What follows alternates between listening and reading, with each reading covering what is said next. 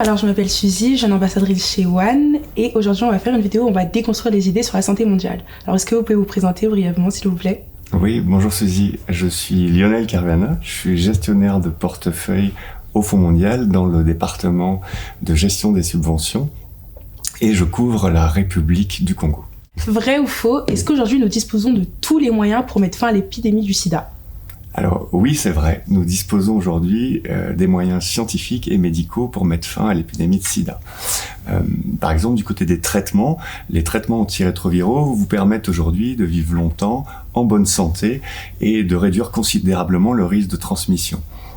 On a aussi fait des progrès du côté des outils de prévention, comme par exemple la PrEP, qui consiste à prendre un médicament qui va vous empêcher d'être contaminé par le virus, ou encore l'usage régulier de préservatifs, ou le dépistage régulier, l'éducation à la santé sexuelle.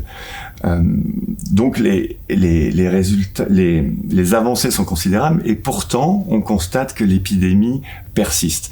Et ça, c'est dû à plusieurs raisons, notamment l'inégalité de l'accès aux soins des personnes, la stigmatisation encore dans certains pays des personnes vivant avec le VIH et le manque de financement pour lutter contre cette épidémie. Et c'est pour ça qu'il est important qu'il y ait un engagement politique fort pour lutter contre l'épidémie et une mobilisation générale durable. La tuberculose est une maladie qui n'existe plus en 2025, vrai ou faux ? Alors c'est faux. Et contrairement à ce que l'on pourrait croire, la tuberculose est bien présente en 2025. C'est même une des maladies infectieuses la plus meurtrière. Selon les chiffres, ce sont plusieurs millions de personnes par an qui sont affectées par la tuberculose. Et en 2022, selon les chiffres de l'Organisation mondiale de la santé, ce sont 1,3 million de personnes qui sont décédées de la tuberculose. Et aujourd'hui, le combat contre cette maladie est encore plus difficile puisqu'il y a des résistances aux médicaments qui se sont développées, ce qui rend les traitements plus longs et plus lourds. Vrai ou faux, le Fonds mondial ne finance que les traitements médicaux et les médicaments ? Alors c'est faux. Le rôle du Fonds mondial va bien au-delà que la simple fourniture de médicaments. Par exemple, on finance des actions de prévention, de formation de personnel soignant, d'éducation à la santé. On renforce aussi les systèmes de santé, par exemple le système des laboratoires ou encore ce qu'on appelle la chaîne d'approvisionnement, la distribution de médicaments. Et le stockage de médicaments, on finance également le recueil de données sanitaires qui vont permettre de faire de la surveillance épidémiologique. Donc, vous voyez qu'on va bien au-delà de la simple fourniture de médicaments. Et en effet, financer uniquement des médicaments ne suffirait pas, puisqu'il faut s'assurer qu'on bâtit un système dans lequel les populations ont accès aux soins, puissent se faire dépister et accompagner dans la durée. Donc le Fonds mondial contribue à créer des systèmes de santé solides et durables qui vont permettre à terme de protéger les populations. Vrai ou faux, les traitements contre le paludisme sont disponibles gratuitement grâce au Fonds mondial ? Alors, c'est vrai, les traitements contre le paludisme sont gratuits grâce au soutien du Fonds mondial, évidemment, mais aussi au soutien d'autres partenaires et aussi des gouvernements qui reçoivent l'aide du Fonds mondial. Mais comme je le disais dans ma réponse précédente, le soutien du Fonds mondial va au-delà de la simple fourniture de traitements. Par exemple, on fournit des moustiquaires imprégnés d'insecticides, on finance des campagnes de prévention à grande échelle ou encore des tests de diagnostic rapide. Donc, toutes ces actions ont évidemment contribué à sauver des millions de vies ces 20 dernières années, mais la lutte contre le paludisme reste néanmoins un défi. Notamment, les moustiques développent beaucoup de résistance aux insecticides et c'est pour ça qu'il est important de continuer à financer nos actions et trouver des solutions nouvelles pour relever ce genre de défis. Vrai ou faux, tous les médicaments contre le sida sont disponibles partout dans le monde ? C'est faux.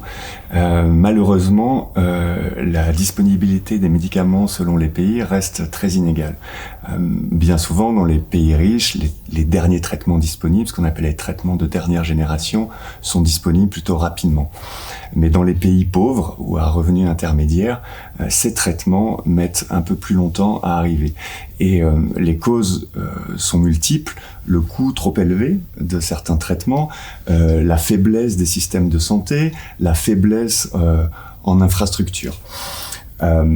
Et tout cela, c'est un vrai frein contre la lutte pour le sida. Et c'est pour cela que le Fonds mondial, avec l'aide de ses partenaires, œuvre pour réduire ces écarts, pour faire en sorte que les traitements soient plus abordables, pour faire en sorte que, quel que soit le pays, la situation du patient, tout le monde ait un accès équitable aux soins. Vrai ou faux, le sida peut se transmettre uniquement par contact sexuel? C'est faux. Le sida peut aussi se transmettre par le sang. Par exemple, en cas de partage de seringues usagées ou en cas de partage de matériel médical non stérilisé. Il y a un autre mode de transmission aussi qui existe, c'est ce qu'on appelle la transmission de la mère à l'enfant. Et cette transmission peut se faire durant la grossesse, à l'accouchement ou lors de l'allaitement. Et on comprend bien qu'il est important que les modes de prévention s'adaptent à chacun de ces contextes de transmission différents. Et c'est pour cela que le Fonds mondial finance des actions de partage de seringues, des actions de promotion du préservatif ou d'éducation à la santé sexuelle, ou encore finance les traitements pour éviter la transmission entre la mère et l'enfant. Vrai ou faux, la France joue un rôle mineur au sein du Fonds mondial? C'est faux. La France joue un rôle majeur depuis la création du Fonds mondial, depuis 2002. Elle est même le deuxième contributeur financier historique du Fonds mondial. La France joue un rôle très actif dans la gouvernance du Fonds mondial. Et son engagement est très important pour que le Fonds mondial puisse continuer année après année à sauver des vies. Et la France a notamment montré son rôle lorsqu'elle a organisé la 6e conférence de reconstitution des ressources, c'était en 2019 à Lyon. Elle a joué un rôle également significatif dans la conférence de reconstitution des ressources en 2022, qui s'est passée à New York, et je ne doute pas que son rôle sera déterminant dans la 8e conférence de reconstitution des ressources qui aura lieu avant la fin de l'année. Merci beaucoup pour cette interview. Je vous remercie.